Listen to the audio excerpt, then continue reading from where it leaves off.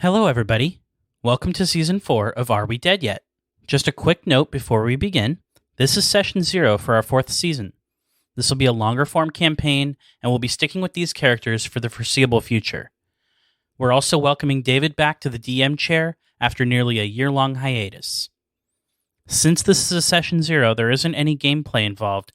There is important information, though, setting information, character intros, and connections between party members. Nothing too exciting, but we've got plenty of silly moments in there, too, because that's just how we are. Hope you enjoy it. All right, let's get to the show. The last war of Eberron is over. The world is divided and torn. 5 people now come together to further their own ends. These are dark times. These are the evils of Eberron.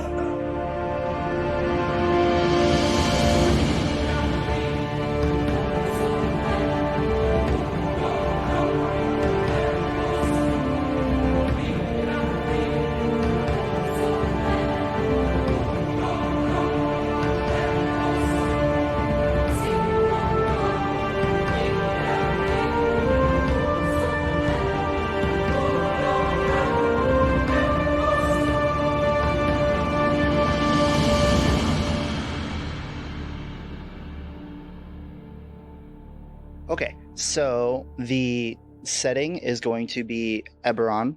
It is based on the Rising from the Last War book. The war itself is actually, or current events are actually further along than they're placed in the book. Most of the current events have it placed about 10, maybe 15 years after the war. We're going to go a little further than that and say it's been about 30 years. Most of the countries of Eberron stand divided, have kind of grown selfish in the ways that they're ruled. Borders are established pretty hard. You guys yourselves are all going to be starting out in the city of Sharn. Sharn is like the big public city area of Eberron. It's a giant city of towers based up or separated in districts that actually just start at the top and work their way down. And we're going to be playing an evil campaign. What that means, I know we as a group have talked about it, but just so we can put it in recording, is that everyone here is essentially of a chaotic to evil alignment. I don't hold you guys super true to that, but it's the general goal. That being said, there is still a line to be drawn in some of the shenanigans that we'll kind of go through here as we're playing. So anytime you're thinking of committing any acts, particularly evil acts, things like that, we never aim for anything worse than a PG-13 rating. So if you wouldn't see it in a typical horror movie or something, you just shouldn't bring it up. I won't deal with sexual violence of any nature. Just not going to deal with it. And kids are magically immune. Yeah. And last but not least, I really encourage everyone to not just stick to murder hobo trends. I'm not going to tell you no, but I'm going to tell you the world will react accordingly. So if you just start slaying everyone in the bar, well, you're going to have to deal with that. But the shop wouldn't give me a 5% discount. They looked at me funny, so I had to burn the place down naturally. But yeah, that's kind of the general idea, and each of you are going to come together in a way that is already decided, but I kind of don't want to touch on it until we actually sit down for session 1, and I have the last couple things here filled out for your guys' character questions. No, I'm good. So I don't know, Josh, actually, if I were you, I would put a little warning before each episode of this campaign, just letting people know, what kind of... Yeah, especially if there's some pretty heavy stuff going on, I was definitely going to try and be like, hey, just so you know. Right. Because I don't... Disclaimer. Zach murders 52 people in the first 5 minutes. I mean, if you want, we could go through the motions of sitting down and writing out and then recording some kind of quick PSA before each episode.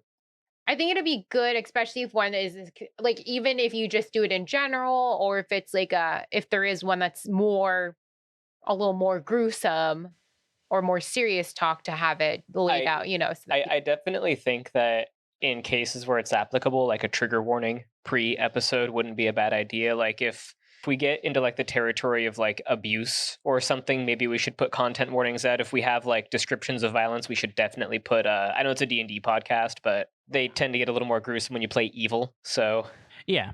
Which you never know. We might be actually more reserved as evil characters than, Could our be, other yeah. characters that burned a house down and burned a ship down. So, Like 3 of you are assassins. yeah. yeah. What do you? Where's the reserved? I don't know. But Um, like no more like description wise, like we won't be describing Yeah, like yeah. Oh, we're yeah. just gonna slaughter this whole bar. Well, and that's kind of what I was saying is if, like if we keep it PG-13, especially in descriptors, then we don't have to stress it too much. Nobody needs a reenactment of every Saw scene they've ever created. Something else really quick, because I kind of forgot about it, is I want to get an idea from you guys what your overall expectations are for like the tone of the entire thing. Because normally when we play, we have serious moments, but all like typically tend towards like the goofier side of things.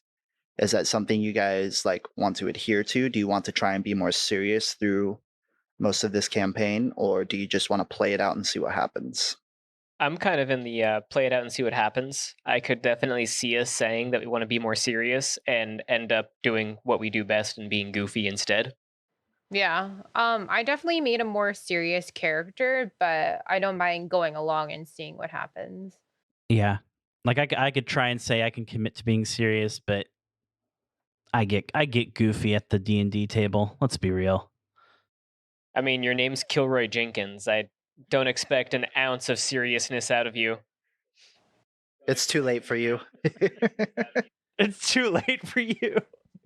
I mean, I'm pretty much playing my character mostly serious, but he's going to be an amalgamation of ridiculous tropes. So it's going to kind of be like, halfway.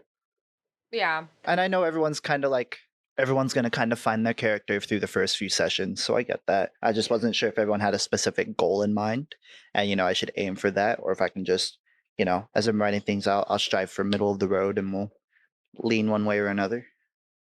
So We're going to go down the list. Everyone's going to talk about their character. We're going to kind of cement your guys' backgrounds, where you came from and where you're starting out, why you're there. And then also just some notes for doing that is I want everybody in the party to create their character background and you to include the option of already knowing one of the party members in some fashion. How you guys all settle on that is up to you. Yeah. But yeah, I'm literally, I got all you guys pop up under the channel here. We're just going to go in order. So Sherman gets to go first. Oh, shit. All right. And you can't tell me you're not ready, so. So I am a lawful evil tiefling, zealot barbarian, with the inheritor background. So basically, my inheritance is this flaming halo that appears over my head when I go into a rage. That I inherited from my bloodline, which is that of the archdevil Zariel. And thus, upon my inheritance, I set out to become a worshiper and gain power from Zariel. I ended up eventually tracking down a cult tour where I got my zealot powers. And from there, I've just kind of been on a rampage of probably knocking out demon worshippers, because devils and demons are natural enemies, as well as probably killing like good people along the way. Karin actually stands out as a tiefling stands out in a crowd, not necessarily as a tiefling, because he has no obvious signs of being a tiefling. He has no horns, he has no tail, and he's not red. He is bleach white. And his eyes, when he's not raging, kind of glow red, and when he does rage, they go full black. All right, so the original message you sent me, your mission is essentially in your you're claiming souls for Zariel, right? Yes, upon the completion of every battle, I do a small ritual that sends, instead of sending the souls of the fallen to wherever they're supposed to go, they get sent to the river Styx in Avernus to become fodder for the endless blood war.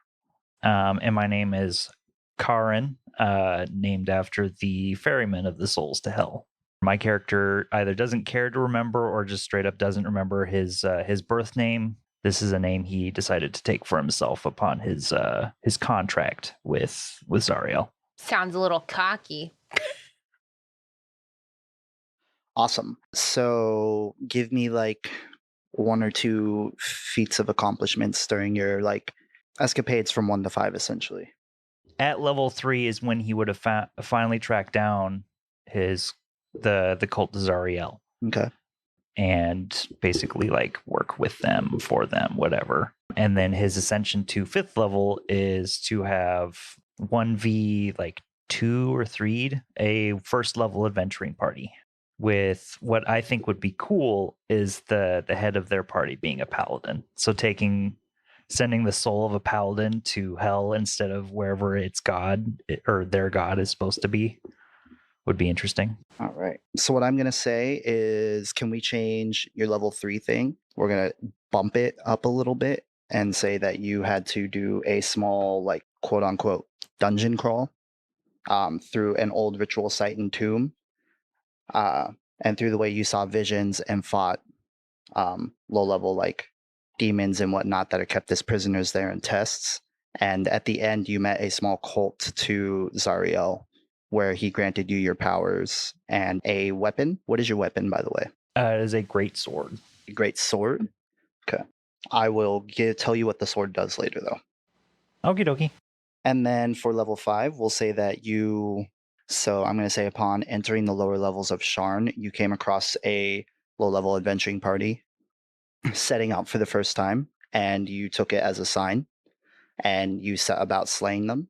We'll say you jumped them, killed one of the smaller members, and you ended up in an epic like battle with the paladin, claiming their soul at the end. I like it. Next is Kilroy. All right. So Kilroy Jenkins is a warforged warlock serving the patron known as the Shadow. In Eberron, there's a deity known as the Shadow who's like basically just all about keeping secrets and keeping things kind of mysterious and stuff. Kilroy started his life as a gnome and was a gambler, and he learned his craft from his aunt Pennywiffle. That's who taught him how to gamble. One day he placed the wrong kind of bet, pissed off the wrong kind of people, and found himself thrown into the prison island of Dreadhold, which is supposed to be inescapable.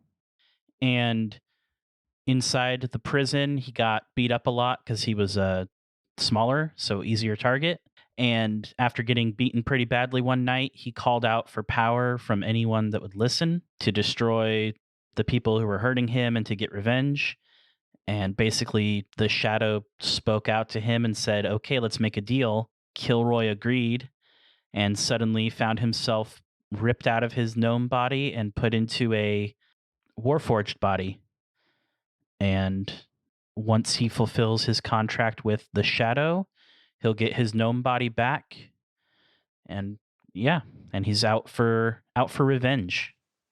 What is the contract with the Shadow? Like, what specifically do you have to accomplish for him? So specifically, there are, and we can probably work out more nuances of this, but basically there is information in the world that the Shadow wants to keep secret because that's just he wants to keep. It's just what he does. He keeps secrets. So I have to find where that information is, whether it's like an old library or some wizard who has, too many books or something, and basically take that knowledge back and give it to the Shadow for his own purposes. Feats and accomplishments between then and now? Yeah, so... is your character still a gambler? Oh yes, for sure. Yeah. His whole personality remained intact. He's just new body. Well, I wasn't sure if he like gave up his old ways and is trying to pledge himself strictly to this as a way to stay away, or he's just like still indulging. But No, I think because he's also out for revenge, and so part of that is also figuring out who specifically like set him up for being thrown in prison. So he probably figures that gambling again is going to kind of lead him back bring to those them. people out. Exactly. Gotcha. Do you know specifically what the bet was that got you landed in prison? Yeah, he bet on the wrong fighter in So just super high bet and you lost. No, it wasn't even that. I bet so much on the underdog of the fight that it threw off the odds. The odds. And so the people who had fixed the fight basically lost out on a bunch of money and figured out that it was my bet that pushed the odds over. Because I was such a known gambler that basically people knew that if I was betting on something, like it was a good solid chance that was going to happen. So you pissed off a lot of people. He's an influencer. Yeah. So I bet on the underdog in a fight and screwed over someone's odds on a fixed fight that they were. Gotcha. No, that's perfect. I love it. So as far as accomplishments, maybe I won like some like not necessarily like a crown jewel or anything, but like some kind of like fancy piece of jewelry off of some noble, like in like a really simple game of chance or something. Okay. Oh, I've got one for you. You won yourself a simple, medium-sized silver coin. Okay. Oh, and Kilroy Jenkins is an assumed name. It's not my gnome name. I assumed. Yeah, you have a different name. Cool. That's probably because that's a good way to get thrown back into prison. Yeah. So he's not as bloodthirsty as Karen over there, but awesome. Kilroy, if you don't mind, I'd like to say that you headed back to the Sharn in an effort to hunt down the group responsible for placing you in prison, right? Yeah. Can we say that you just kind of recklessly went to a bar, placed a large bet, and lost, just as an effort to drag him out? Yeah. Perfect. David, I just thought of something fun for Kilroy. Yeah, go. So I have a running bet where people can basically like bet like, you know, whatever currency they want to bet, like 1 bronze or 1 gold or whatever, and they can guess my name. And if they lose, I take that currency and put it into a pot for people to guess on. Yeah, and if they win, they get the pot. I kind of want now want our group can just place everybody bets in the group the whole just keeps time, guessing. or we just place bets on different things, like fun, like or someone has like a secret gambling habit, like they have to win or something. So we're all just placing bets on random things. Oh, every time you Kilroy. get your prize money, everyone takes 1 gold, puts it in the center, shouts a name. And Kilroy collects because it's never right. Yeah, we're just all compulsive gamblers. Exactly. That's our weakness. We're like, we'll see who kills In this fact, person first. That's why we're a party. We all gambled away our service to a master. Anything else, Kilroy? Nope. Sounds good. M? Is that it? Is it just M? Yeah. Okay. I can't come up with a name. No. What we said is you have many identities, all starting with M. So it sounds like you tried harder. Yeah.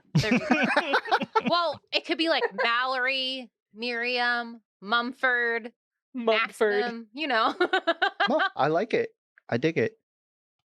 Well, so I guess we'll see what happens. With every different NPC she introduces herself to, she has a different name. A different M name. That'd be great.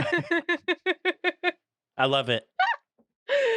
But yeah, M is easy. And so I've been playing around. I'm not quite sure the alignment yet, but I think I'm gonna go neutral evil. And she is a rogue thief, and she's human, or I guess variant human if you want to get specific with it. And I guess she's a little cliche because her background is more so that when she was younger, her parents ended up so her parents worked for a gang, and essentially the gang turned on her parents and they killed her. So it's a little Kill Bill, and she saw it happen while they hit her and stuff like that. So she decided to kind of get back at the gang, who's a lot bigger now, because I was way back in the past because they're smaller, and it's a lot bigger now. And so she is seeking revenge to kill the leader of the gang by working for them so she can work up to essentially murdering this guy. So yeah. So I guess not like, so she's not a thief. That's like her background ish, I think. But she's an assassin rogue. There you go. I should have said that. She's an assassin. Oh, you're an assassin? That's what I meant. Yeah. Sorry. No, you're Wait. fine. Yeah. Assassin, not thief. Oops. Okay. Oh, sorry. Recording. No, that's fine. Assassin thief. Assassin. Oh, rogue. Oh, God. Assassin rogue? Oh, it's just getting worse. Do you have a specific gang that you wanted to use? And do you have a reason that your parents were killed? I don't have a specific gang because I'm dumb and I don't know if did you write something? Oh, no. Well, I have ideas. So Yeah. unless you have something you want to use, I have some that I will probably use. Yeah, I don't. No. So, yeah, no. Sounds good. And I have a small question. How open are you to the idea of me playing with your the story of your parents and your heritage? I'm pretty open. I left it rather open. I was thinking it doesn't matter to me, but I was thinking some sort of thing where maybe they were trying to be good and turn them in because they used to work for them as like a patsy or whatever. Or somehow they like fucked up, or they, something just went wrong. And so she It became a liability to the gang. Yeah. So no matter what, I don't know if you want to go with like, it's pretty flexible to where like if you want to go there trying to be good. So she realizes being good isn't the way to like help people, like you have to be evil in order to be good type of thing. Or, but that's kind of like the main story I'm kind of going with is that she's willing to do bad things for revenge or her good reason, for good. Perfect. What are some feats and accomplishments you've got under your belt between then and now?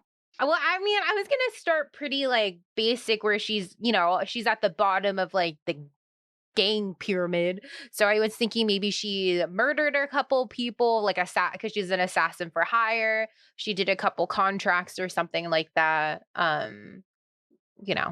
Some basic contract work. That first level adventuring party, one of the members was on your hit list.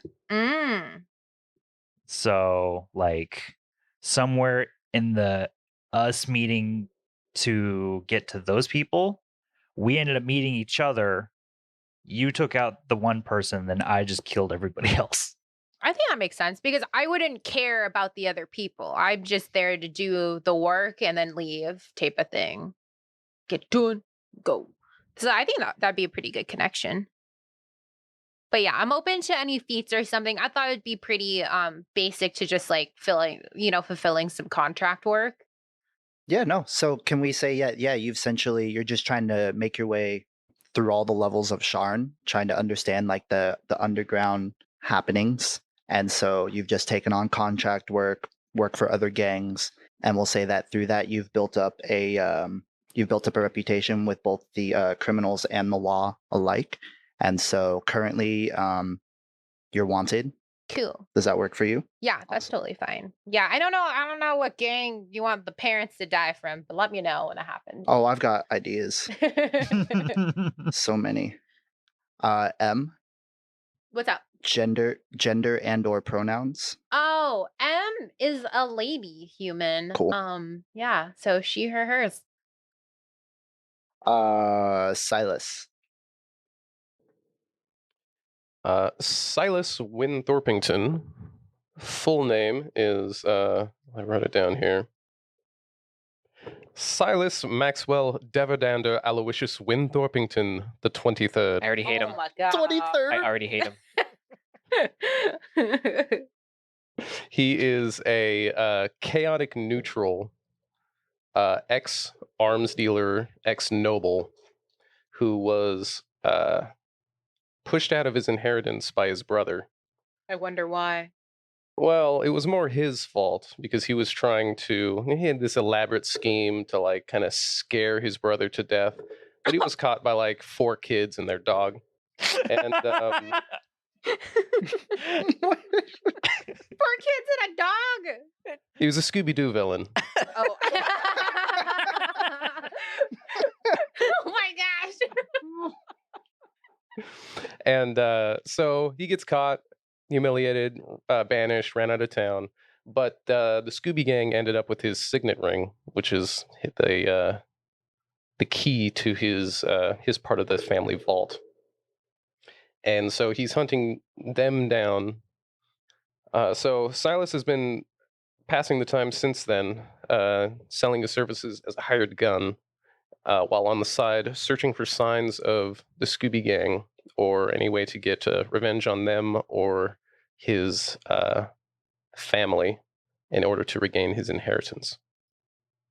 Silas, feats and accomplishments.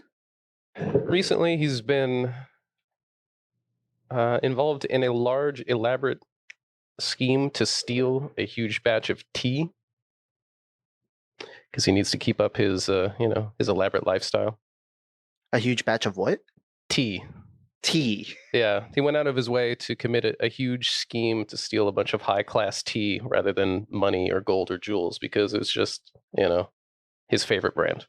His code name is Earl Grey. Earl Grey. Commencing Operation Earl Grey. Operation Elaborate Earl tea Grey making successful. ensues. Other than that, he's been... I don't know. I don't quite know. Would it be cool if I just like reflavored my longbow into like a repeating rifle? Just like same stats, but just for the looks and the lore. Because it's like his family's a family of arms dealers, and is thinking he like tinkers with and invents his weapon. Can you make a tea bag gun where it shoots out tea bags? Like a beanbag shotgun. Beanbag shotgun. With tea bags Knocks instead. people out. Your Earl Grey like pistol or something. I don't know. Earl Grey pistol. Oh man. Let me think about it. Involved in a large scheme to steal tea, and then essentially just running around selling your services as a hired gun, right? Yeah, I imagine me and a few of the others doing similar, black market contracts would have come across each other from time to time.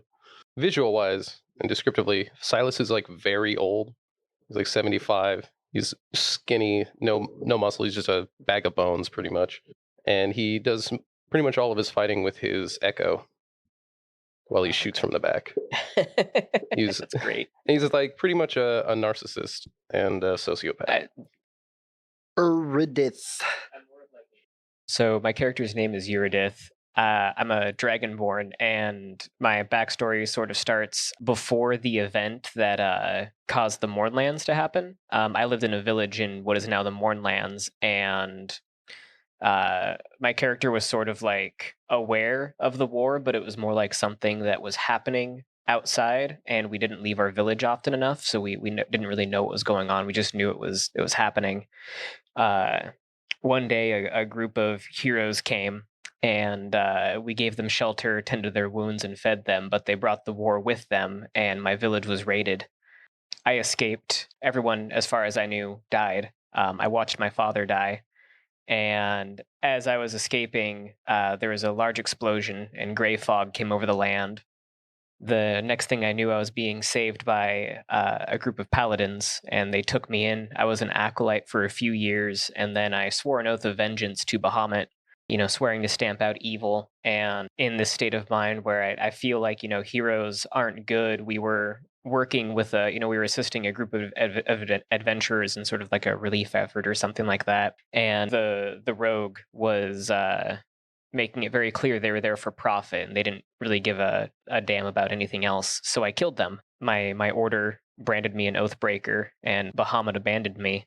But Tiamat came, and I swore loyalty to Tiamat. as an Oathbreaker paladin, and now I sort of just wander around serving my own brand of justice, and I take, sort of like contracts from local criminal organizations to kill people or beat them up to keep myself afloat.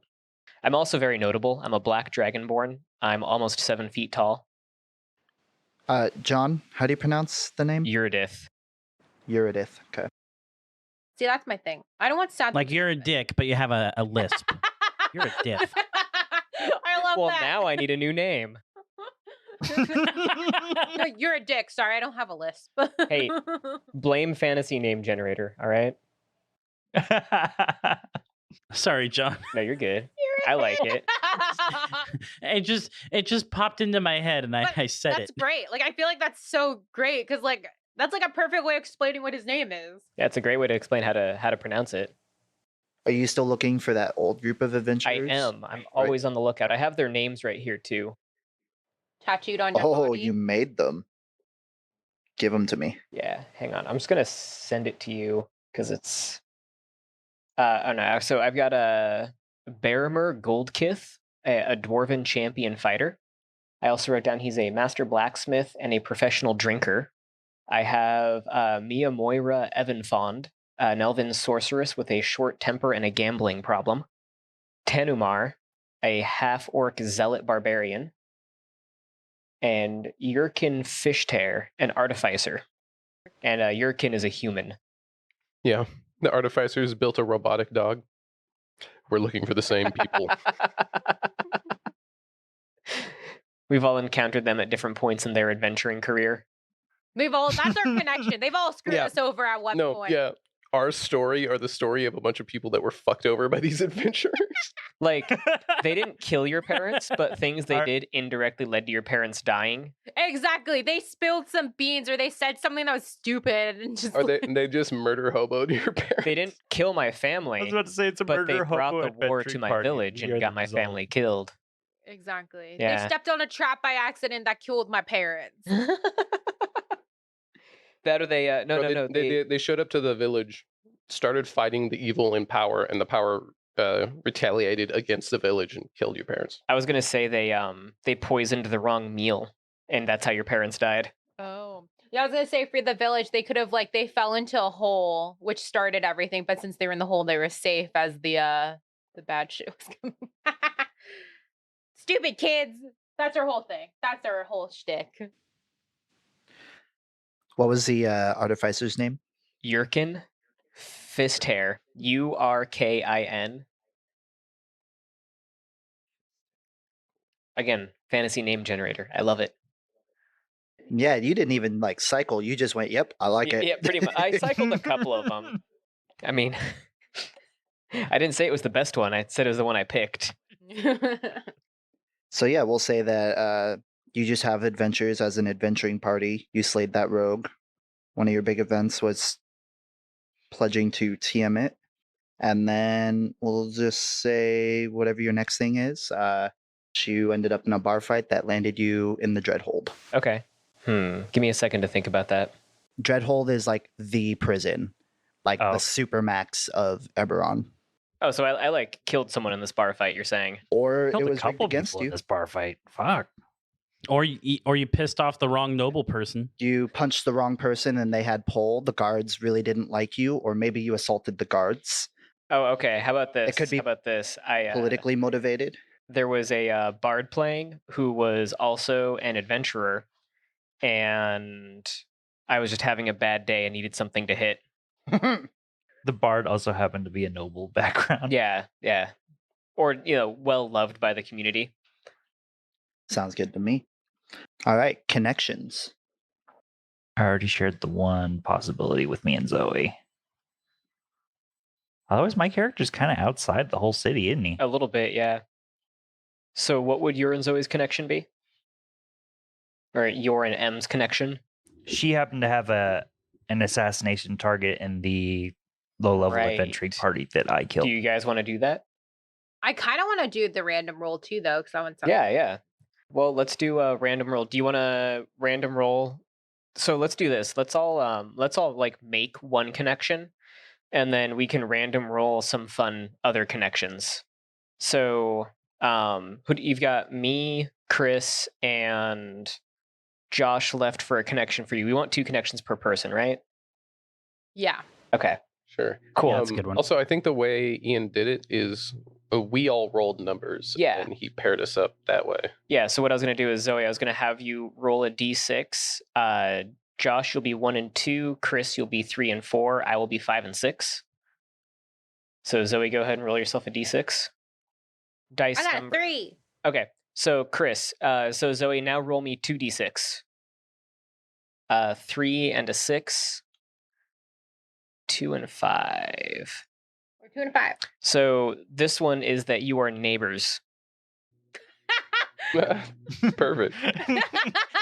That works better. Chris is the annoying teen neighbor. No, I'm like fucking Clint Eastwood from Gran Torino. Just So- like Get the off old my ass. lawn. Oh my God. Get off my Yeah, you lawn. shoot too many things, and I like the silence. You shoot too much shit that isn't even there. If you shooting roll into the me sky. 2d6, there's a little more detail on your relationship I can throw in here. Okay, let's see what it is. Another 2d6. Yes, please. Okay, 5 and 3. 5 and 3. So this says that you are well respected in your neighborhood. So whatever you guys do in your neighborhood, you're well respected for it. I don't like Well, that since one. we're I don't both think. like guns for hire, we could be, you know, You could have like on a the rough little side of town. little neighborhood watch in the rough side of town. You keep the slums clean. Or you're well respected in your area of town because that's the false front you put on. Yeah. So that you're not suspected of your More more heinous crimes. nefarious. Oh. Like Mr. and Mrs. Smith. Exactly. Yeah. I like that for my character. It's like he puts on the public face of a weak old man, but behind the scenes he's a murderer. So I just thought of a pretty funny relationship. I was hired to beat up Kilroy. Oh, before he got turned. I don't recognize you, but Oh, you it- Oh, because you recognize owe me. him money. In the prison. No, he doesn't owe me money. I was hired to beat him up because he owes someone else money. So Yep, that's what I meant. Sorry, that's what I meant. you remember me, but I don't remember you because you were a gnome when I beat the crap out of you. Okay, I like it. cool, I cool. like it. And so, like, so every once in a while, I'll make like passive aggressive remarks. Yeah. Pick on someone your own size.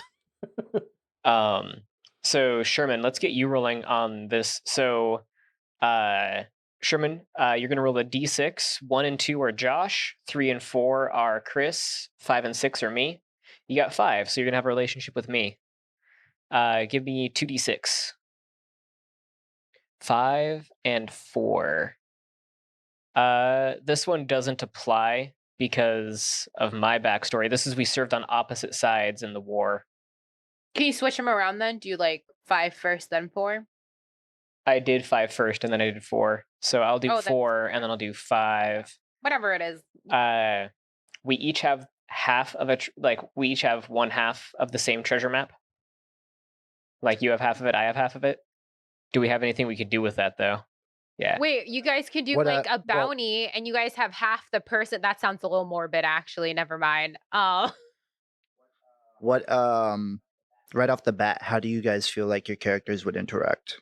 Well, that depends on a couple interpretations here. I was actually wondering about this because you're a zealot to Zariel, and I'm devout to Tiamat. And when I searched the relationship between us, the first thing, I think this is out of the Avernus book, is, well, Bel has always had a good relationship with Tiamat, and they have an alliance.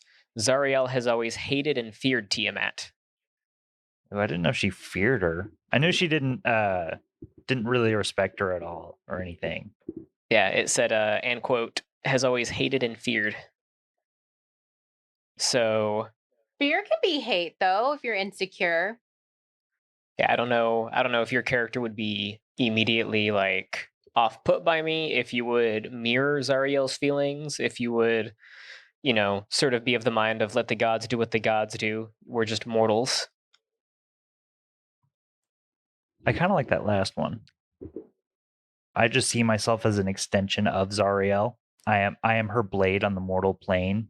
So her feels and fears against people who share Avernus aren't really of concern to me. That works. So I am the weapon, and the weapon has no Yeah. feels. the thing about the treasure map is I don't want to have that like just be a thing and never be used. So David, Why do don't you you think? guys re-roll again? Yeah, let's do it again. I forgot how like picky you got to be with this table. 6 and 4, 4 and 6. Ooh, we one of us keeps the other close because they know our secret. Ooh, Do you have a secret? not Okay. really? They have a Mine weakness gets for pretty ice open. cream, and you exploit that weakness.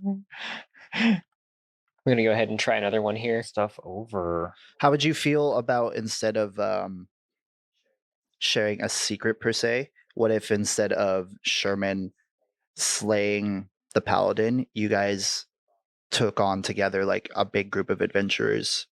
I mean, I'm super Like for one reason I'm super down for or that. another, Yeah. you guys, like one of I you am too. started and the other stepped in. You know, Sherman sees his opportunity to test his powers and prove his devotion I would. to I would- Zariel, and you're Oh, go for it. Sorry.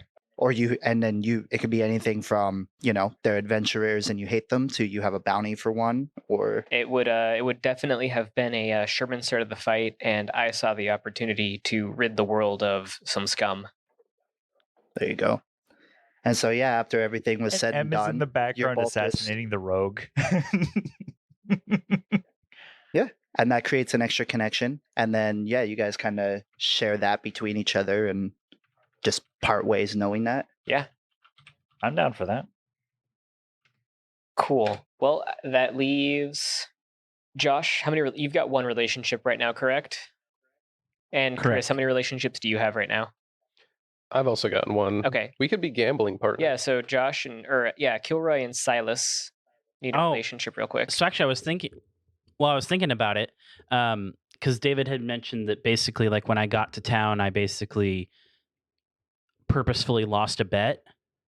So it could be that I picked out Silas as a like expert marksman and purposefully challenged him to like a shooting contest Okay. and purposefully lost.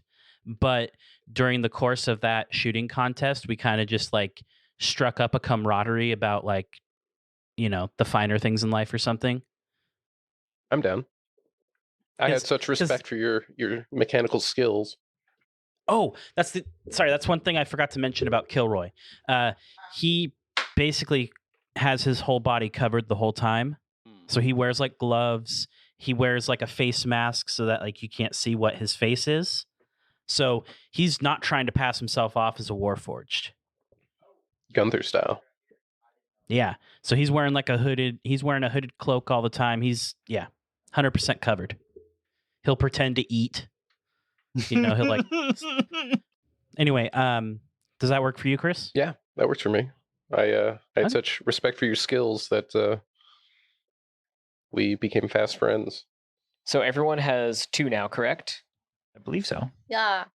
Do we want to do more than that? Do you want to? Are there any other relationships that make sense to form? I don't think so. I mean, I think we could always have like the fact that we do already kind of know each other. And then, did you have any additional items to dole out, or is that a later thing, David? So I have items in mind for everybody. I have a couple ways I thought about doing this. I'll ask you guys' opinion. Thing one is I have a tailored item for each of you. Instead of letting you guys pick out magical items. Something I want to run by you before I give them to all of you is that they're going to come with negative perks. Now, it's not going to be anything that's like detrimental or like ruins you. And for the most part, it's going to provide a lot of like excellent in-game like role play opportunities and scenarios and everything. But everything isn't as straightforward as +3 to hit and extra damage. I mostly wanted to run that by you guys and make sure Zach likey. yeah, make sure that's okay. I really think you're gonna like yours, Sherman. Yeah, I'm fine with Yeah, it. sounds great to me. Starting equipment, I didn't know if you guys just wanted to take the standard or buy it. I already took standard. I already yeah, took standard, yeah. Fantastic. Works for me. And then something else I was considering is rolling up a table for like randomly generated items to give you guys that you would have just maybe found on your adventures or whatever. Yeah. If you guys are cool with that, I will do it up. But as far as doling out all that extra stuff, it'll have to wait until next session.